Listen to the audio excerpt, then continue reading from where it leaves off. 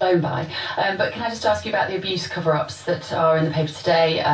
Downing Street, of course, are denying the claims that the Cabinet Office repeatedly blocked the Mail on Sunday's attempts to see bombshell documents when Thatcher was in power about covering up about paedophile MP Cyril Smith. Do you have confidence when you look at these cases that anything is going to be brought to light in the long run?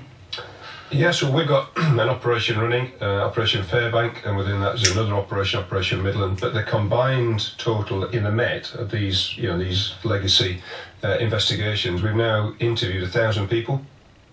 There are suspects who've been arrested. We are determinedly working our way through it. It's not straightforward because we've got two problems. One is we've got quite a lot of work we've got on at the moment. And to invest resources in historical things means taking them away from the present day.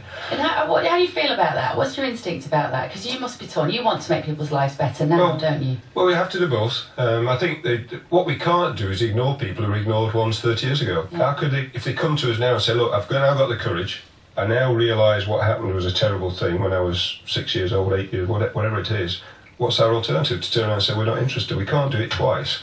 What we are having to do is to prioritise. So it may be we don't put 2,000 officers into it, but we put tens of officers into these inquiries. And as I said, by interviewing 1,000 people, this is not easy work. That you don't go and just visit, make a phone call. You are going to have to sit down, talk, work out what happened. Trying to get hold of records is a nightmare. Where are the books that registered people walking in and walking out of a building? Are they accurate? There wasn't CCTV 30 or 40 years ago. So they're having to methodically work their way through these things. So every investigation is different and everyone is quite challenging. And then finally, of course, you've got both witnesses and suspects who are now scattered to the four winds. They're not all grouped in the geography that they were 30 years ago. So you've got to find them, you've got to get there. Dead.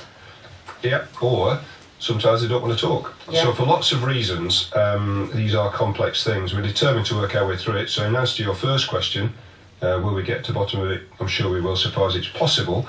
We've already charged some people and we'll carry on.